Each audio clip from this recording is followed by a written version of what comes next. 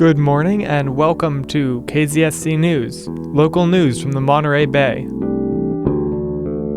On Tuesday, the Santa Cruz City Council voted unanimously in favor of a motion to reject a claim filed against the city on behalf of the parents and 5-year-old son of Sean Arlt. Arlt was killed by Santa Cruz Police Department officer Eric Bailey on October 16, 2016. City Council member Cruz spoke to me the day before the City Council meeting. The other thing that's on the agenda tomorrow that will raise some eyebrows is that there's 3 lawsuits against the city concerning Sean Arlt, the man who was wielding a garden rake, came at the police, and the police shot and killed him. This is San Francisco civil rights attorney Michael Haddad, who filed the claim on behalf of the Arlt family. It's typical that the city will reject a claim, any case of police misconduct or a deadly shooting. That's just what they do. And I think they leave it to the litigation process to sort it all out. And so that's where we're headed next. I can't criticize them for their vote, but I don't care about it either because we're going to sort this out in federal court. And I'm confident in the end, this family is going to achieve justice. Last week, the city of Salinas and the county of Monterey finalized joining the Monterey Bay Community Power Authority. They joined the city and county of Santa Cruz and as many as 20 other jurisdictions in the Monterey Bay area, which are now taking the next steps to form the state's largest community choice power agency. Santa Cruz County Supervisor John Leopold said that it was an important move for a region that embraces environmental values. Right now, PG&E, which provides power to us all, only about 30% of their portfolio is clean or renewable energy. We could provide the same amount of power that we use now. At least 70% of it would be clean power, and you wouldn't have to pay more for it. You could choose to pay more if you wanted 100% clean power, but we would then take any profits we made and look to create local generation of renewable power. So that could be solar panels on your house, it could be solar panels over old landfills, and if we're really serious about cutting greenhouse gas emissions, this is the second largest source of greenhouse gas emissions for Santa Cruz County. Our hope is that within 18 months, you'll start getting a Monterey Bay Community Power Bill. It's going to be an opt-out program, which means everybody in Santa Cruz County will be in it unless you choose to opt out. And it's a great step forward for a community who really cares about the environment.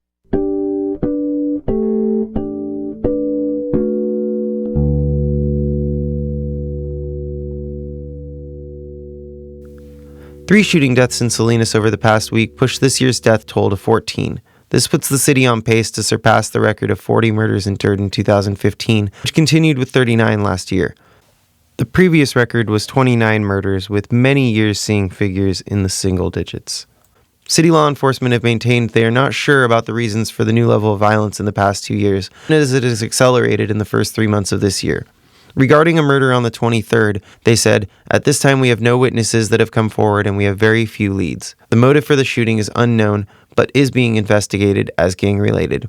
Regarding a double shooting on the 25th, which killed one victim, the police department said both victims lived in Salinas and were workers in the field with no gang contacts, so the motive for the shooting is unknown. On the 26th, 28-year-old Victor Saucedo was shot to death, and it is being investigated as a gang-related case, although it is unclear if Saucedo himself had gang connections.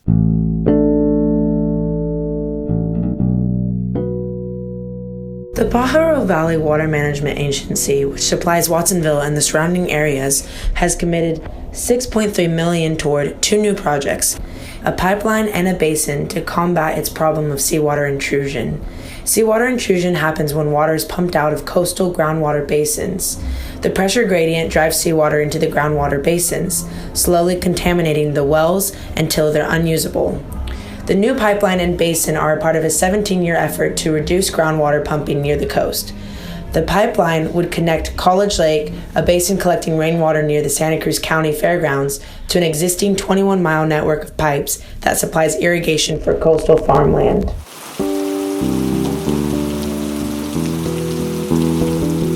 In the county of Santa Cruz alone, it's expected to cost $100 million to repair the infrastructure damaged in the January and February storms this year. State Senate Majority Leader Bill Monning has been touring the damage in Santa Cruz, Santa Clara, and Monterey counties. Statewide, 86% of the counties have been declared disaster zones, and the overall cost to the state to recover is probably more than $1 billion. A lot of my work and my staff these last few weeks has been focused on storm damage throughout the district, pursuing declarations of disaster from the governor's office. A lot of focus in the Big Sur area, the loss of the Pfeiffer Bridge just south of the Pfeiffer State Park. It's a total replacement. There's no repair option. So Mother Nature is wreaking havoc, and the cost of repair is going to be overwhelming. I had a tour last Friday in Santa Cruz County with the director of the Department of Public Works. So we had a great tour of not just road damage, but road outages from Bear Creek Road to Old San Jose Road. And at each one of these areas, these weren't just slides that cover a road and need to be cleared off. You know, the whole roadway has dropped out. At each location, he would say that's an $800,000 fix, that's a $1.2 million fix, that's a $1.5 million fix. There's 166 different areas of road damage in Santa Cruz County alone. It's going to cost over $100 million for those repairs.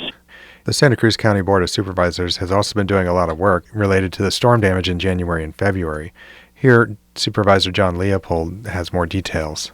The state has declared this an emergency, and the Federal Highway Administration has declared an emergency, and even the President has declared an emergency, at least for the January part of the storms. And in the best-case scenario, the state and feds will pick up 75% of the cost. But that still will leave a big amount that we have to cover here in Santa Cruz. And so we're looking at ways of moving money in the budget. We are going to do some polling to see whether people would pay for a short-term tax measure in order to help pay for it. We're trying to figure all the way. This is bigger than the earthquake in '89. This is bigger than the storms in '82. Wow. We've never had damage like this.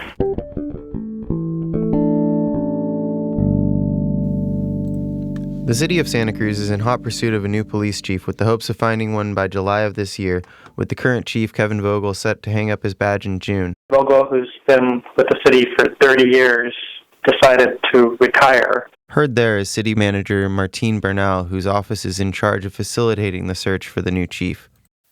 The City Council appoints the city manager, and then the city manager appoints the city's department heads, who's the police chief, the fire chief, the directors of the various departments. Although his office is facilitating the search, Bernal emphasizes his wish to gather input from all parts of the community on what they would like to see represented in their new police chief. A survey is currently posted on the city manager's webpage at cityofsantacruz.com. I think we've already had 250 completions of the survey, an online survey. It's both in English and Spanish. Gathering input from individual residents as well as community organizations is being emphasized as well in Bernal's search for a new police chief. At one meeting with individual residents, many spoke for the need for transparency framed by the backdrop of two high-profile incidents, the first being the killing of Sean Arlt last October, who suffered from mental health issues, as well as the much-disputed and still inconclusive level of cooperation by the police department in a recent purported gang sweep which morphed into an immigration enforcement operations. Bernal also highlighted some of the community organizations he's meeting with. For example, the NAACP, the ACLU, Take Back Santa Cruz, Santa Cruz Neighbors, Santa Cruz Chamber of Commerce, the Downtown Association, Homeless Services Center, Research Center for Nonviolence, National Alliance on Mental Illness, Barrios Unidos, the Faith Community. Bernal welcomes anyone to go to cityofsantacruz.com and fill out the survey in English or Spanish to make their wishes for the new police chief choice heard. I'm Daniel Wootan. I'm Ty Gehring. Cindy Fishman. John Malkin. I'm Keith Rozendal. And I'm Malin Rose for KZSC's Monterey Bay News.